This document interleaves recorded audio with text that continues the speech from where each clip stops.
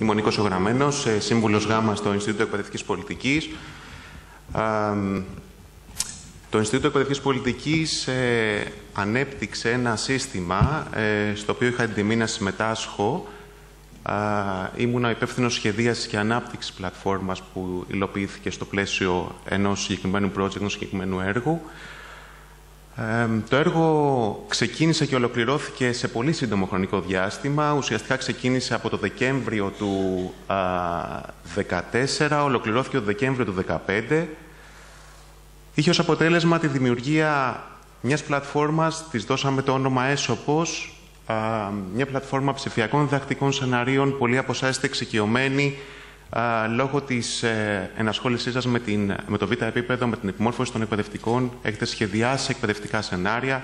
Τώρα πάμε και βάζουμε μια καινούρια έννοια, το ψηφιακό διδακτικό σενάριο.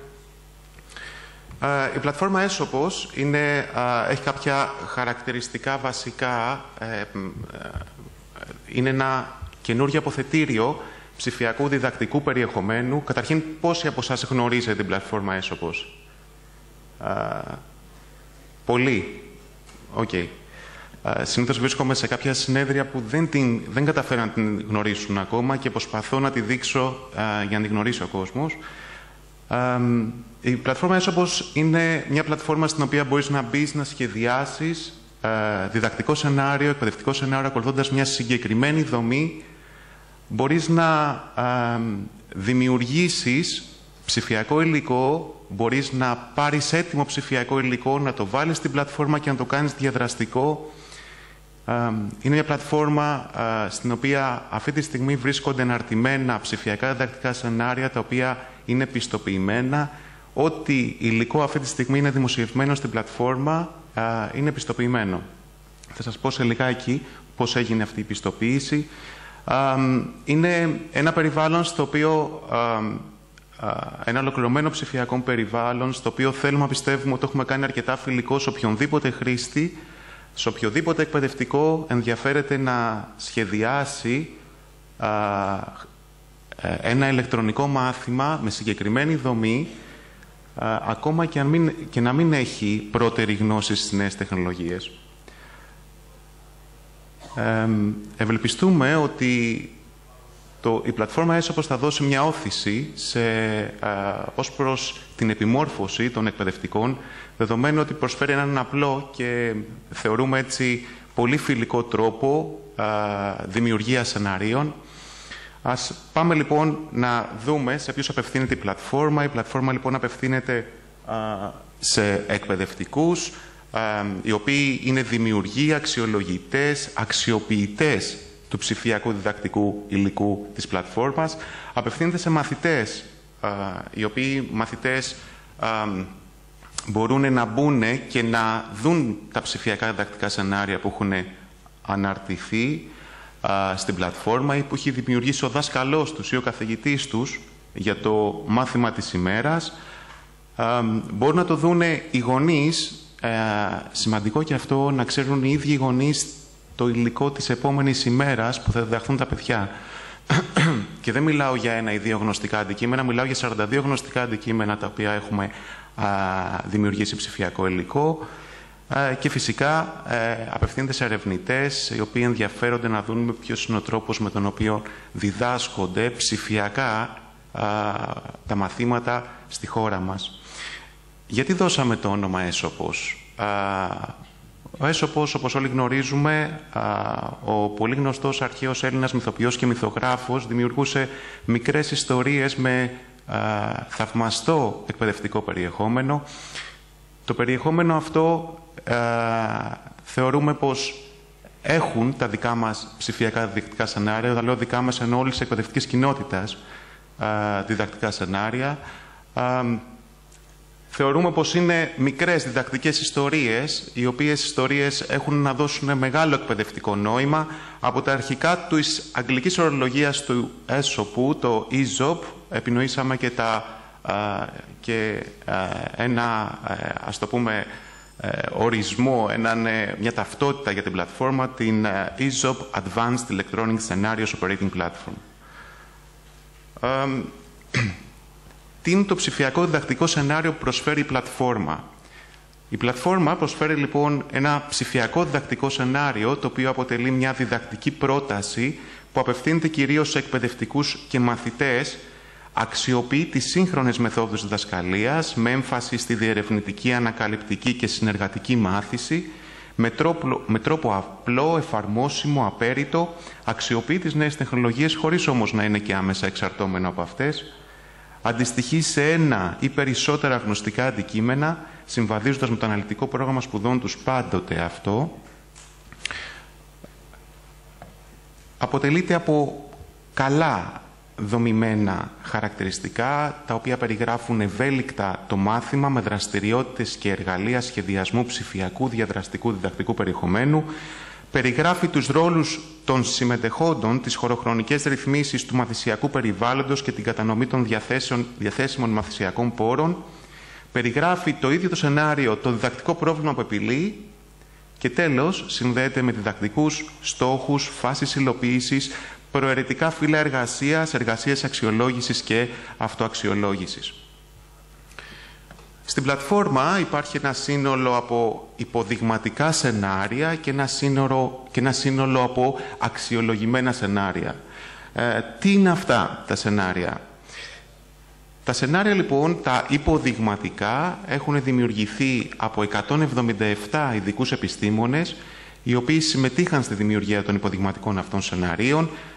Οι 177 αυτοί επιστήμονες ήταν 107 εκπαιδευτικοί, 3 υπεύθυνοι προγραμμάτων σχολικών δραστηριοτήτων, 37 σχολικοί σύμβουλοι και 30 συντονιστές μέλη ΔΕΠ, οι οποίοι ανέλαβαν το συντονισμό των γνωστικών αντικειμένων και το συντονισμό όλου του υλικού και την τελική έγκριση του υλικού, το οποίο ανέβηκε στην πλατφόρμα. Πέρα από τα υποδειγματικά σενάρια υπάρχουν και τα αξιολογημένα ως ανεπαρκή, ως επαρκή και ως βέλτιστα σενάρια. Η αξιολόγηση ήταν διπλή, έγινε από αξιολογητές πολύ αυξημένων προσόντων που συμμετείχαν στο συγκεκριμένο project. Οι εκπαιδευτικοί υπέβαλαν την πρότασή τους σε σενάριο και όσα σενάρια βαθμολογήθηκαν ως 50% θεωρήθηκαν ανεπαρκή και δεν ανέβηκαν στην πλατφόρμα. Από 50% έως 70% θεωρήθηκαν επαρκή και ανέβηκαν και ως βέλτιστα θεωρήθηκαν αυτά που είχαν βαθμολογία άνω των 70 μονάδων. Με βάση τα αποτελέσματα είδαμε ότι το 16% των σενάριων που υποβλήθησαν στην πλατφόρμα θεωρήθηκαν ανεπαρκή, το 29% επαρκή και το 55% βέλτιστα. Αυτό σημαίνει ότι οι εκπαιδευτικοί, ακόμα και αν δεν έχουν περάσει από το β' επίπεδο, έχουν αρκετά καλή εξοικείωση με τις νέες τεχνολογίες και πόσο μάλλον έναν καλό τρόπο σκέψης προκειμένου να σχεδιάσουν ένα εκπαιδευτικό σενάριο και δει ένα ηλεκτρονικό μάθημα.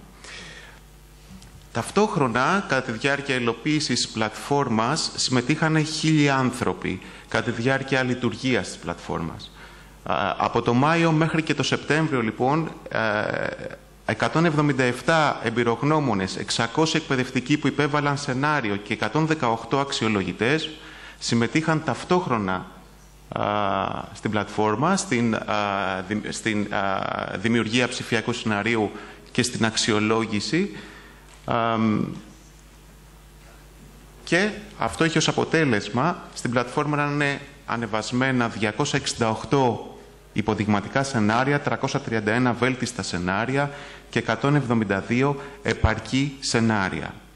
Μιλάμε για τα σημερινά δεδομένα. Οι επιστημονικές περιοχές των σενάριων που έχουν ανέβει στην πλατφόρμα Έσωπος, το 40% είναι σενάρια θετικών επιστημών.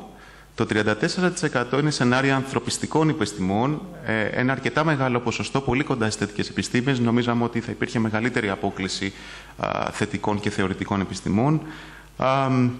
Και ακολουθούν οι υπόλοιπες επιστημονικές περιοχές, περιβάλλον, ενέργεια, πολιτιστικά, τέχνες και διαθεματικά σενάρια. Η πλατφόρμα Έσωπος, όπως οι περισσότεροι γνωρίζετε, έχει αυτή την αρχική σελίδα και είναι μια πλατφόρμα που μπορείτε να βρείτε από το URL esop.iep.edu.gr. Είναι μια πλατφόρμα η οποία προσαρμόζεται πλήρως σε κάθε φορητή συσκευή. Μπορείτε να σχεδιάσετε σενάριο είτε από υπολογιστή, είτε από τάμπλετ, είτε ακόμα και από κινητό τηλέφωνο. Δεν θα το πρότεινα από κινητό τηλέφωνο, προσπάθησα και είναι πραγματικά εξαιρετικά δύσκολο. Λόγω της, παρόλο που γίνεται προσαρμογή, πραγματικά θέλει μια ιδιαίτερη προσπάθεια. Το ψηφιακό διδακτικό σενάριο, καθώς φαίνεται στην πλατφόρμα, έχει κάποια συγκεκριμένα δομικά χαρακτηριστικά. Βλέπετε εδώ το γνωστικό αντικείμενο λοιπόν, που απευθύνεται το σενάριο. Βλέπετε τη βαθμίδα εκπαίδευσης, βλέπετε τον τίτλο του σεναρίου, τις ώρες εφαρμογής του σεναρίου. Βλέπετε το κομμάτι που λέει κατεβάστε σε μορφή PDF. Αυτό δεν είναι ένα στατικό περιεχόμενο, το έχουμε βγάλει σε PDF και το κατεβάζουμε. Είναι ένα περιεχόμενο, το PDF δημιουργείται τη στιγμή που το ζητάει ο χρήστης. Και γιατί αυτό? Γιατί μπορεί να γίνουν τροποποιήσεις στο ψηφιακό διδακτικό σενάριο, να αλλάξει. Επομένως, άμα αλλάξει, δεν υπάρχει νόημα να κατεβάσουμε το παλιό σε PDF. Τη στιγμή λοιπόν που το ζητάει ο χρήστης, κατεβαίνει, δημιουργείται το PDF αρχείο και κατεβαίνει. Βλέπετε τη γενική περιγραφή του σεναρίου, βλέπετε και το χαρακτηρισμό του σεναρίου πάνω δεξιά που λέει υποδειγματικό το συγκεκριμένο σενάριο, έτσι. Βλέπετε το εκπαιδευτικό πρόβλημα που επιλύει το συγκεκριμένο σενάριο. Είναι αποτυπωμένο από το σχεδιαστή όλα αυτά. Βλέπετε κάποια μεταδεδομένα απαραίτητα, όπως το βαθμό δυσκολίας του σενάριου, την εκπαιδευτική βαθμίδα που την έχουμε ξαναδεί, τη θεματική ταξινομία. Ξέρετε, το σημείο αυτό είναι ακριβώς η αντιστοίχηση με το αναλυτικό πρόγραμμα σπουδών του μαθήματος. Είναι περασμένο σχεδόν για όλα τα γνωστικά αντικείμενα το αναλυτικό πρόγραμμα σπουδών τους. Μιλάω για την τρέχουσα μορφή του, έτσι. Και μιλάμε για τύπο διαδραστικότητας, επίπεδο διαδραστικότητας και τέλος μιλάμε για τις φάσεις του ψηφιακού διδακτικού σεναρίου. Κάθε διδακτικό σενάριο έχει ένα σύνολο από φάσεις. Για παράδειγμα, αν θέλουμε να δείξουμε ως εκπαιδευτικοί να πάμε τα παιδιά μας σε ένα μουσείο, για παράδειγμα θα μπορούσαμε η φάση του σεναρίου να είναι πρώτη φάση πριν την επίσκεψη στο μουσείο, δεύτερη φάση κατά την επίσκεψη και τρίτη φάση μετά την επίσκεψη στο μουσείο. Τέλος, έχουμε τους διδακτικούς στόχους, απαραίτητο χαρακτηριστικό ενός σωστού ηλεκτρονικού μαθήματος. Έχουμε λέξεις κλειδιά που χαρακτηρίζουν το σενάριο, έχουμε την απαραίτητη ηλεκτροτεχνική υποδομή, πνευματικά δικαιώματα. Πρέπει να εξασφαλίσουμε ότι αυτό που ανεβάζουμε είναι ελεύθερο πνευματικά δικαιώματα ή έχουμε πάρει την έγγραφη άδεια των ανθρώπων που έχουν σχεδιάσει το πρωτότυπο και φυσικά τους συντελεστές του σεναρίου.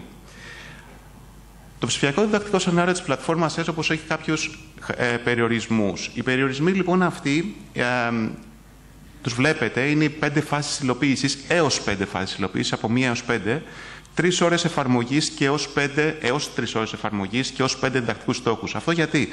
Γιατί θεωρούσαμε ότι δεν πρέπει το σενάριο να υπερβαίνει τις 3 ώρες εφαρμογής προκειμένου να μπορέσει να εφαρμοστεί στην εκπαιδευτική τάξη, σε αυθεντικές συνθήκες τάξης.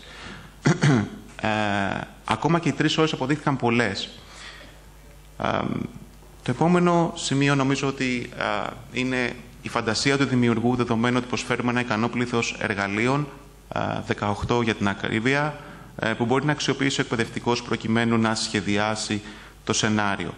Ας δούμε λοιπόν ένα χαρακτηριστικό παράδειγμα. Θα ήθελα έτσι λίγο να σας δείξω ένα σενάριο που έχει κάνει υψηλή χρήση διαδραστικότητας. Είναι το σενάριο του κύριου Κατυρτζόγλου, μουσικός με 22 χρόνια υπηρεσία από το Πειραματικό Μουσικό Γυμνάσιο Παλίνης στην Αττική.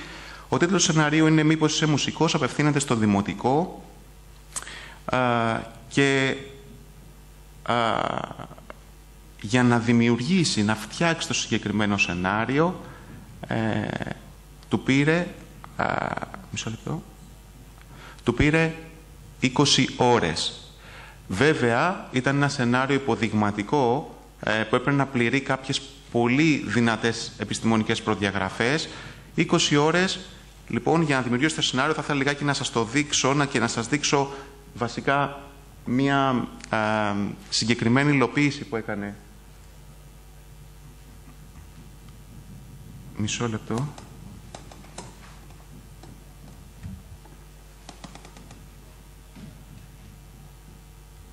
Ωραία. Εδώ λοιπόν βλέπουμε το ψηφιακό διδακτικό σενάριο. Να τονίσω ότι τα σενάρια είναι καθαρά web σενάρια. Μπορείτε να τα δείτε οποιαδήποτε συσκευή. Δεν τα κατεβάζετε και παίζει ανάλογα με τις συσκευές, έτσι. Ας πάμε λοιπόν στην πρώτη φάση υλοποίησης.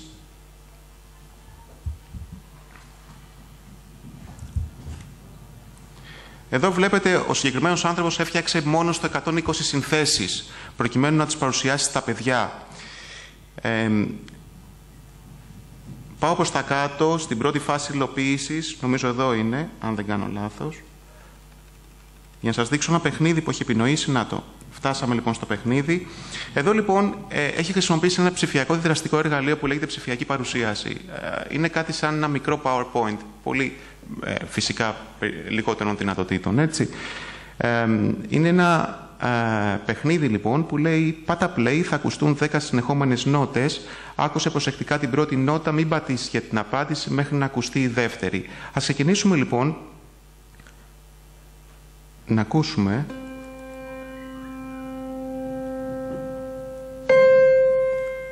Δίνω την απάντηση.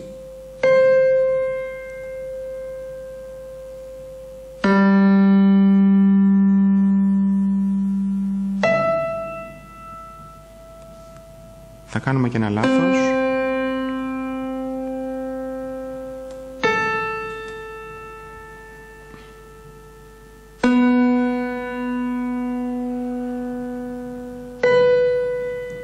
Ένα δεύτερο λάθος.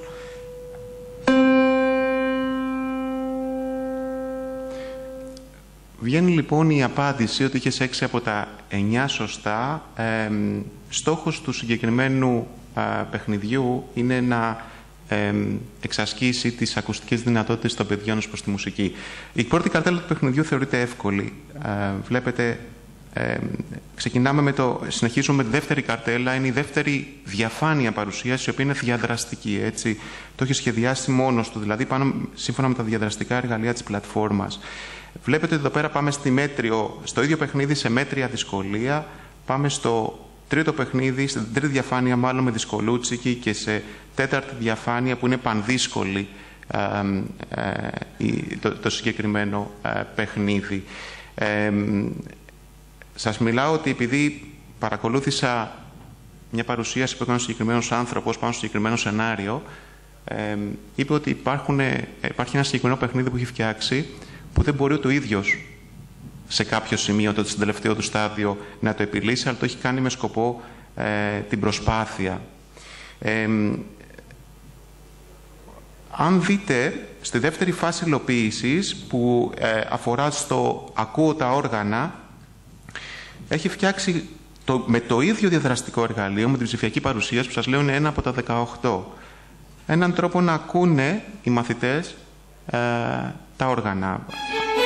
Για το βιολί, λοιπόν, κάνει κλικ ο μαθητής, ακούει το όργανο. Για το βιολοντσέλο το ίδιο. Και πάει στη δεύτερη διαφάνεια, και φυσικά για όλα τα υπόλοιπα όργανα, πάμε στη δεύτερη διαφάνεια που λέει «Θες να ακούσεις τις οικογένειες των μουσικών οργάνων?» Ξεκίνα από τα έγχορδα, πατάει ο μαθητής.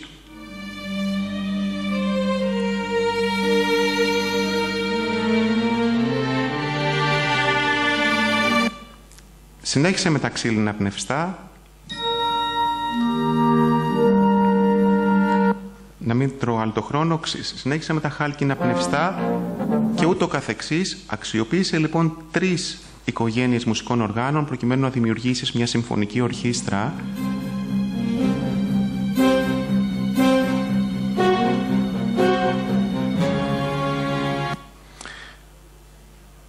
Αξιοποιώντας λοιπόν το διαδραστικό εργαλείο των ψηφιακών παρουσιάσεων, ο συγκεκριμένος εκπαιδευτικός δημιούργησε αυτόν τον τρόπο παρουσίασης της δουλειάς του.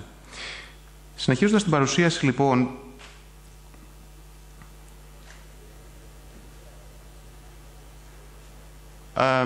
ας πάμε λίγο στην δημιουργία του σεναρίου. Η δημιουργία σεναρίου στην πλατφόρμα είναι μια πολύ απλή διαδικασία. Υπάρχει ένας wizard, ένας οδηγός δημιουργίας σεναρίου. Όλοι είμαστε εξοικειωμένοι με αυτόν. με τους οδηγούς δηλαδή. Πολύ κατευθυντικό το περιβάλλον. Ξεκινάμε, δίνουμε τον τίτλο του σεναρίου, δίνουμε το εκπαιδευτικό πρόγραμμα που επιλύει, ορίζουμε τις φάσεις υλοποίησης και διδακτικούς στόχους που μπορούμε να τους αλλάξουμε στη συνέχεια. Όταν πατήσουμε το τέλος, μας εμφανίζει αυτό το περιβάλλον το οποίο βλέπετε και είναι το ολοκληρωμένο περιβάλλον σχεδίασης. Το ολοκληρωμένο περιβάλλον σχεδίασης δίνει τη δυνατότητα για την αξιοποίηση 18 διαφορετικών, όπως σας είπα, διαδραστικών εργαλείων, και όλα τα εργαλεία έχουν ένα φιλικό προσαρμοστικό περιβάλλον. Βλέπετε εδώ ότι, για παράδειγμα, αξιοποιώντας το εργαλείο του διαδραστικού βίντεο, μπορούμε να βάλουμε ένα βίντεο είτε από το YouTube είτε να ανεβάσουμε ένα δικό μας βίντεο πάνω, να το κάνουμε edit, να μπορούμε να καθορίζουμε την πορεία του, να το σταματάμε το βίντεο σε ένα σημείο, να βάζουμε ερωτήσεις στα παιδιά και ανάλογα με την απάντηση που θα δώσουν τα παιδιά να ανακατευθύνουμε το βίντεο, να αλλάζουμε το βίντεο, να κάνουμε δηλαδή ενέργειες που μέχρι στιγμής θεωρούμε πως είναι πρωτοποριακές για τα δεδομένα τα δικά μας και νομίζω και για τα ευρωπαϊκά δεδομένα. Βλέπετε ένα Photoshop-like περιβάλλον για όσους δεν έχετε ασχοληθεί. Παίρνεις εργαλεία, τα σέρνεις μέσα στο βίντεο, στο οποίο προσαρτάς στη σχεδίασή σου και ορίζεις τι θέλουν να κάνουν τα εργαλεία αυτά. Μπορείς να βάλεις και υπότιτλους σε βίντεο. Μπορείς να βάλεις, καλύτερα να το δείτε, υπάρχουν αναλυτικές οδηγίες χρήσης. Βλέπετε, αυτή είναι η καλύτερη διαφάνεια γι' αυτό. Υπάρχουν επιλογές βοήθειας, λοιπόν. Βλέπετε εδώ, επιλογές βοήθειας. 3 παραδείγματα για κάθε διαδραστικό εργαλείο, παραδείγματα που έχουμε δημιουργήσει εμείς από το ΙΕΠ για κάθε διαδραστικό εργαλείο και αναλυτική οδηγή χρήσης. Έχουμε ακόμα και videocast για ορισμένα διαδραστικά εργαλεία, τα οποία ενδεχομένως να φαίνονται λίγο πιο πολύπλοκα. Σας διαβεβαιώνω ότι δεν είναι πολύπλοκα. Πώς όμως θα φτιάξουμε αυτά τα σενάρια? Για να φτιάξουμε αυτά τα σενάρια έχουν δημιουργηθεί, μάλλον έχουν ανέβει πάνω στην πλατφόρμα μελέτες για κάθε γνωστικό αντικείμενο σχετικά με μεθοδολογία σχεδίασης σεναρίων. Έχουμε λοιπόν 27 γνωστικά αντικείμενα με 42 μελέτες που έχουν γίνει. Οι μελέτες αυτές τις έχουν κάνει μέλη ΔΕΠ και το επιστημονικό προσωπικό του ΙΕΠ. Τις έχουν κάνει σχολικοί σύμβουλοι και εκπαιδευτικοί αυξημένων προσόντων. Οι μελέτες αυτές αφορούν τη μεθοδολογία, τις προδιαγραφές και την επιλογή των σεναρίων προς αξιοποίηση. Δεν θα ήθελα να αφιερώσω χρόνο σε αυτή τη διαφάνεια. Μια πλατφόρμα που χρησιμοποίησαμε, το γνωστό e-class, το χρησιμοποίησαμε για να συνεργαστούν οι εμπειρογνώμονες μεταξύ τους. Ένα περιβάλλον helpdesk, στο οποίο θεωρούμε ότι ανταποκριθήκαμε υπέρ του δέοντος, γιατί θεωρώ πως μέσα σε τόσο μικρό χρονικό διάστημα απαντήθηκαν 1.289 αιτήματα με 1.789 απαντήσεις σε λιγότερο από 2 ώρες κάθε απάντηση. Κάποιους δεν τους απαντήσατε όμως. Ορίστε. Κάποιους δεν τους απαντήσατε. Αλήθεια το λέτε? Δεν το... Άμα κάνουμε την αφαίρεση. Όχι, ήταν κάθε topic είχε και παραπάνω από ένα ερωτημάτα. Λοιπόν, έχουμε λοιπόν ένα τέτοιο σύστημα, φυσικά δεν θα μπορούσε να υλοποιηθεί αν το αφήναμε μόνο του, το αφήναμε στην άκρη του πουθενά. Θα έπρεπε να το συνδέσουμε με άλλες βάσεις δεδομένων, είτε ευρωπαϊκές είτε ελληνικές. Έτσι λοιπόν χρησιμοποίησαμε συγκεκριμένα γνωστά πρωτόκολλα, εκπαιδευτικά πρωτόκολλα σύνδεσης μεταδεδομένων. Είμαστε συνδεμένοι με το φωτόδεντρο και με το ODS, το ευρωπαϊκό πρόγραμμα του Open Discovery Space. Είμαστε σε φάση σύνδεσης. Χρησιμοποίησαμε το πρωτόκολλο συλλογής μεταδεδομένων OAI PAH και το IEEE LOM Application Profile, πιο τεχνικά θέματα. Δεν νομίζω ότι προσφέρει τίποτα αυτή η διαφάνεια στη συγκεκριμένη περίπτωση. Νομίζω ότι η επόμενη διαφάνεια είναι πιο ενδιαφέρουσα. Το 39% των επισκεπτών είναι άνδρες, το 61% είναι γυναίκες. Έχουμε 96.000 επισκέπτες μέσα σε 5,5 μήνες λειτουργίας, και οι οποίοι έχουν επισκεφτεί 466.000 διαφορετικές σελίδες. Με μέσο όρο 8,3 σελίδες ανά επισκέπτη. 354 δικτυακοί τόποι παραπέμπουν αυτή τη στιγμή στον έσωπο και ο μέσος χρόνος παραμονής στην πλατφόρμα είναι 8 λεπτά και 23 δευτερόλεπτα. Βλέπουμε με μπλε βλέπετε τα σημεία επισκεψής που έχουμε και στην Ελλάδα, φυσικά Αθήνα και Θεσσαλονίκη είχαμε τη μεγαλύτερη επισκεψιμότητα. Οι ηλικιακές ομάδες επίσκεψης βλέπουμε ότι 45 έως 54 είναι οι περισσότεροι ενδιαφερόμενοι και 35 έως 44 οι αμέσως επόμενοι, άρα από 35 μέχρι 54 είναι το μεγάλο ενδιαφέρον για την πλατφόρμα. Πολύ λογικό. Σε λίγα χρόνια θα είναι 60 με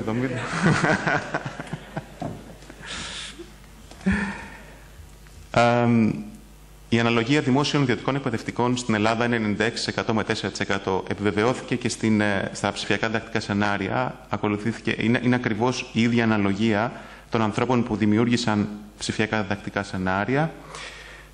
Μια πολύ ενδιαφέρουσα διαφάνεια είναι ότι οι δάσκαλοι ήταν εκείνοι οι οποίοι υπέβαλαν το μεγαλύτερο πλήθος ψηφιακών διδακτικών σενάριων. Το 17% λοιπόν των υποβληθέντων σενάριων ήταν τους δασκάλους. Ακολούθησαν οι φιλόλογοι με 12% και οι πληροφορικοί με 11%. Ως προς τα αποτελέσματα, οι δάσκαλοι, το 14% των σενάριων ήταν βέλτιστα, το 14% των υποβληθέντων σενάριων τους εκπαιδευτικούς ήταν βέλτιστα, και αναφέρομαι στους δασκάλους, το 11,5% για τους φιλολόγους και το 12,5% για τους πληροφορικούς. Βλέπουμε ότι το 68% των σενάριων αφορά τη δευτεροβάθμια εκπαίδευση και το 31% την πρωτοβάθμια εκπαίδευση αναφορικά με τα υποδειγματικά σενάρια και το 62% και 37% αναφορικά με τα βέλτιστα σενάρια. Περισσότερο λοιπόν στην δευτεροβάθμια εκπαίδευση. Βλέπετε εδώ πέρα ακριβώς και τα ποσοστά αναβαθμίδα εκπαίδευσης, βάζοντας μέσα και την προσχολική φυσικά, βάζοντας μέσα όμως και το επαγγελματικό λύκειο. Και σε αυτή την πίτα βλέπετε αναλυτικά τα ποσοστά των ειδικοτήτων. Τέλος, είναι πολύ ενδιαφέρον να δούμε τη διαδραστικότητα των σενάριων, κατά πόσον ανταποκρίθηκαν οι εκπαιδευτικοί στην υψηλή διάδραση που δώσαμε τη δυνατότητα σε αυτούς να αξιοποιήσουν. Βλέπουμε ότι το 49% ήταν αξιοποιήσιμο, μόνο το 14% ήταν σενάρια με πολύ υψηλή διαδραστικότητα, αλλά το 49% ήταν με υψηλή διαδραστικότητα τα σενάρια που δημιούργησαν.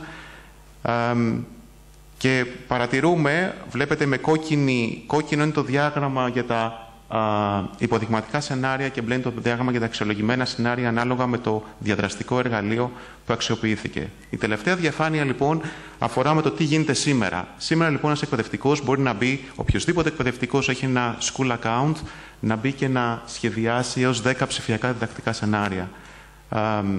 Μπορεί να μπει να γραφτεί στην πλατφόρμα και αυτά είναι τα βήματα τα οποία μπορεί να τα δει και στην αρχική σελίδα της πλατφόρμας Έσωπος. Δεν θέλω να φάω άλλο το χρόνο σας. Σας ευχαριστώ πάρα πολύ. Ευχαριστώ πάρα πολύ και για την πρόσκληση στο συνέδριο.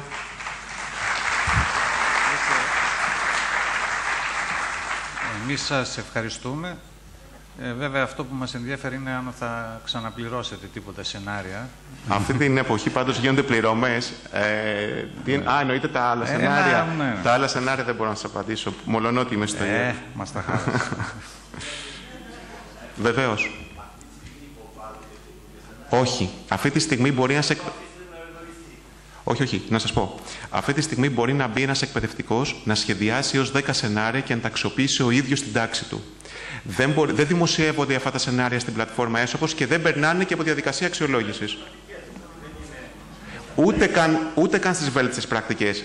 Τα έχει στο cloud space του ο εκπαιδευτικός. Δηλαδή τα βλέπει μόνο εκείνος, δεν τα βλέπει κανένας άλλος. Και μόνο η τάξη στην οποία απευθύνεται. Δηλαδή θα μπορέσει στην τάξη του να τα δείξει. Τα 771 σενάρια. Σωστά, σωστά.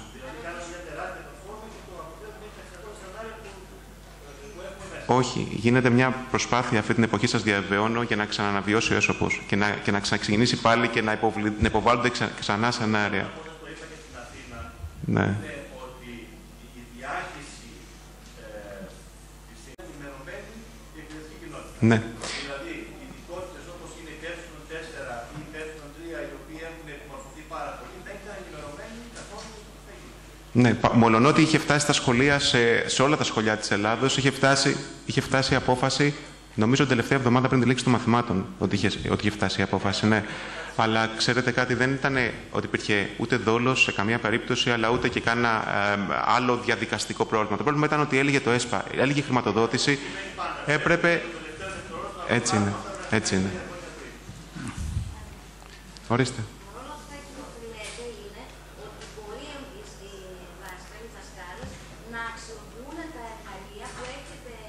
Ναι, ναι. Σωστό, σωστό. Αυτό λέω. Αυτό μπορούν να το κάνουν, δεν μπορούν να το υποβάλουν προς αξιολόγηση για να ανέβει. Έτσι. Ναι. Ορίστε. Μήπως να δώσουμε μικρόφωνο.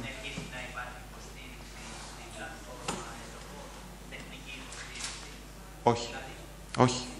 Δεν συνεχίζει να υπάρχει αυτή τη στιγμή τεχνική υποστήριξη, ωστόσο, αν υποβάλλετε το ερώτημά σας, δεν μπορούμε να έχουμε τη μαζική υποστήριξη που είχαμε. Δεν ξέρω αν είχατε την εμπειρία της υποστήριξης. Ναι. Μάλιστα.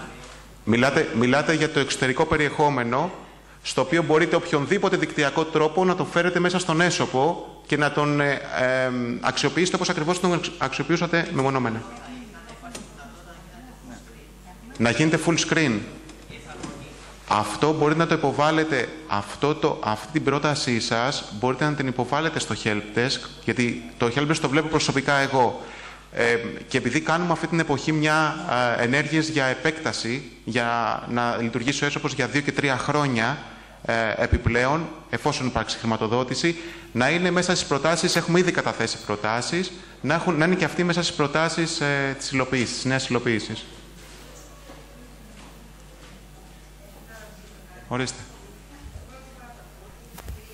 Ναι.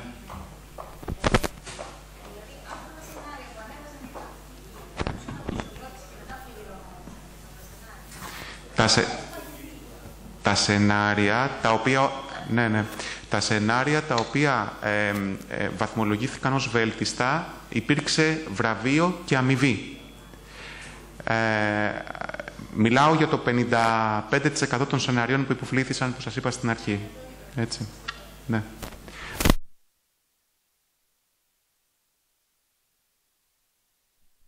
Σε αλίμονο. Απλά υπήρχε ένα κίνητρο λόγω του περιορισμένου χρονικού διαστήματος. Έπρεπε να δώσουμε έναν επιπλέον κίνητρο στους εκπαιδευτικούς να υποβάλουν, γιατί μέσα στο κατακαλό καιρό, όπως είπατε, εν capital controls, έτσι, δηλαδή μιλάμε για μια άθλια περίοδο.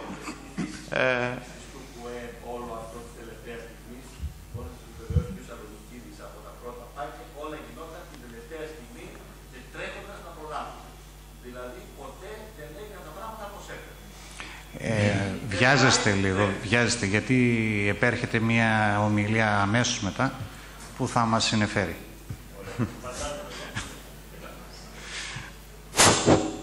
Να ρωτήσω κάτι. Ορίστε. Εδώ. Δεν μπορώ να σας δω. Οκ. Ναι, πέφτει το φως πάνω, γι' αυτό δεν... Συγγνώμη. Ναι. Παρόλο και ενεργό μέλος στον έσωπο, ναι, στο αντικείμενο της σχοινή, δεν γνωρίζω ότι έχουν οι συνάδελφοι τη δυνατότητα, οποιοδήποτε συνάδελφο, να φτιάξει μέχρι 10 ψηφιακά σενάρια μόνος του και να μπορέσει να το χρησιμοποιήσει. Αυτό είναι πάρα πολύ σημαντικό. Και εκφράζω την απορία μου γιατί κεντρικά δεν το διαχειρίζεται στα σχολεία. Τα εργαλεία τα οποία έχει για να φτιάξουμε σενάρια είναι πάρα πολύ σημαντικά.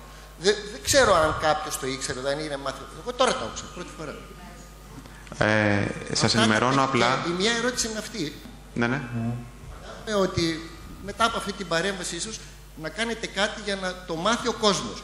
Και ένα δεύτερο, γιατί να έχουμε περιορισμό των 10, αν υπάρχει προοπτική να μπορεί να κάνει όλους και 10 και 20 και 30, να έχει δηλαδή το χώρο το προσωπικό, δεν ξέρω πόσος χώρος θα σας πω, θα σας απαντήσω και στα δύο. Την εποχή αυτή μαζεύουμε το υλικό με πρωτοβουλία του Υπουργού Παιδείας, μαζεύουμε το υλικό από όλους τους φορείς, με σκοπό σε 1-1,5 μήνα περίπου να γίνει μια κεντρική διάχυση στα σχολιά με το τι υλικό υπάρχει ψηφιακό και έχει αναπτυχθεί από όλους τους φορείς, από όλες τις διευθύνσεις του Υπουργείου σε επίπεδο είτε έργων, ΕΣΠΑ, είτε ευρωπαϊκών έργων, είτε πρωτοβουλειών που έχουν γίνει στα πλαίσια φορέων και Υπουργείου.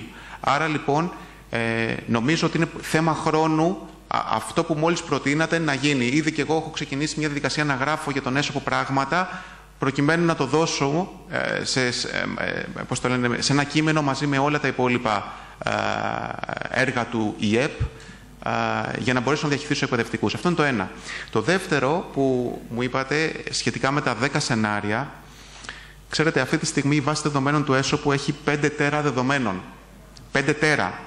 Καταλαβαίνετε ότι για 770 σενάρια δημιουργήσαμε 5 τέρα.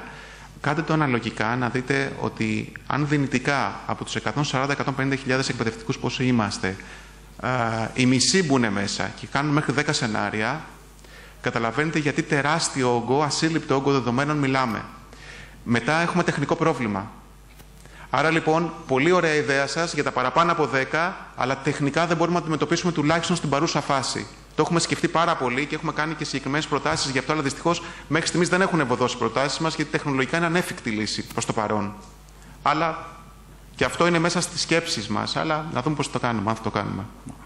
Δηλαδή, προς το παρόν, ο μύθος του Εσώπου είναι σύντομος, έτσι. Και ευελπιστούμε ότι θα ξεκινήσει εκ νέου. Οκ, εντάξει. Ευχαριστούμε πάρα πολύ για την ενημέρωση. Βεβαίως. Σύντομη, γιατί πρέπει να...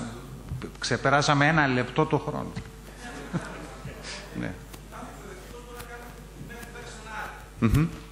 Θα μπορούσαν... Δεν ξέρω αν με ακούτε. Σηκώνετε λίγο το χέρι σας να σας εδώ.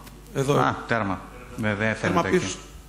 Δεν μπορώ να σας δω συγγνώμη, γιατί είναι το φως που πέφτει στα μάτια μου. Ναι. Ο κάθε εκπαιδευτικός θα μπορούσε να κάνει μέχρι 10 σενάρια. Θα μπορούσαν 10 εκπαιδευτικοί της ίδιας ειδικότητας να κάνει ο καθένας από ένα σενάριο που είναι ίδιο με τους υπόλοιπους. Συνεργατικά δηλαδή, δεν λέει. Όχι συνεργατικά, από μόνοι τους. Α. Παράδειγμα, για τη δομή επιλογής, ας πούμε, στην πληροφορική, θα μπορούσαν 10 πληροφορικοί να κάνουν 10 διαφορετικά σενάρια. Δεν θα ήταν καλό να υπήρχε ένας κοινός τόπος, δηλαδή να υπάρχει ένα σημείο για τη δομή επιλογής που πρέπει να διδαχθεί από τους πληροφορικούς. Να υπάρχει ένα σενάριο το οποίο θα μπορούσαμε να το βελτιώνουμε όλοι, στέλνοντας παρατηρήσεις ότι, δείτε, εγώ, ας πούμε, ο Γιώργος παράδειγμα, το δίδαξα αυτό το σενάριο στους μαθητές μου, ότι υπάρχει κόλλημα εκεί. Δηλαδή, να είναι ένας κοινός τόπος για όλους τους πληροφορικούς, το ίδιο, η ίδια δομή επαναχρησιμοποίηση λοιπόν του ίδιου υλικού. Και να μην υπάρχει λόγος για να μεγαλώνει όγκος πληροφοριών στον έσωπο μέσα. Ακριβώς αυτό που περιγράφεται έχει προταθεί στη νέα πρόταση που έχουμε κατεβάσει. Δεν προλάβαμε να το υλοποιήσουμε, δεν καταφέραμε να το υλοποιήσουμε, μολονότι το είχαμε σκεφτεί, δεν το καταφέραμε. Τώρα όμως υπάρχει ακριβώς αυτό που περιγράφει, να υπάρχει δηλαδή ένας μπούσουλας, οποιοδήποτε υλικό να μπορεί να το πάρει οποιοδήποτε εκπαιδευτικός και να το τροποποιήσει και να το κάνει, να το εξατομικεύσει, ας το πούμε. Αυτό δεν εννοείται? Ναι. Και βασικά εγώ αυτό που εννοώ είναι να είναι ένα σημείο συγκεκριμένο που θα μπορούν όλοι οι εκπαιδευτικοί της πληροφορικής να παίρνουν αυτό το σενάριο, να είναι ένα για όλους δηλαδή. Και ο κάθε εκπαιδευτικός όταν το διδάσκει στους μαθητές του, αν βρίσκει κάποιο σημείο το οποίο μπορεί να βελτιωθεί σε αυτό το συγκεκριμένο σενάριο, να το προτείνει και να ανεβαίνει τροποποιημένο μετά. Αν μπορεί να γίνει κάτι. Αυτό στη συγκεκριμένη περίπτωση, στη συγκεκριμένη φάση δεν μπορεί να γίνει αυτό. Όμως είναι και αυτή μια πολύ καλή ιδέα που θα μπορέσετε να δώσετε στο helpdesk. Στείλτε παρακαλώ λίγο στο helpdesk του συγκεκριμένου έργου. Άμα μπείτε στο isop.iep.edu.gr, κάτω-κάτω γράφει Κέντρο Υποστήριξη Χρηστών. Εκεί μπορείτε να μπείτε και να υποβάλλετε προτάσεις. Αυτό θα μας βοηθήσει και εμάς πάρα πολύ. Να σκεφτούμε πράγματα που δεν έχουμε σκεφτεί. Να αποτυπώσουμε πράγματα που δεν έχουμε σκεφτεί. Ακριβώς αυτό. Δηλαδή, μέσα από τη χρήση, ας πούμε, κάθε σενάριου, εγώ νομίζω ότι θα προκύπτει μια βελτίωση του σενάριου. Κάθε φορά από κάθε εκπαιδευτικό που μπορεί να παρατηρεί ένα κόλλημα το οποίο οι μαθητές δεν το καταλαβαίνουν, ας πούμε. Με σκοπό τη μελλοντική αντικατάστασή του όταν πλέον θεωρηθεί άρτιο και άριστο, ας πούμε. Ναι. Στείλτε το σας παρακαλώ στο helpdesk αυτή την πρότασή σας. Ευχαριστούμε τον κύριο Γραμμένο.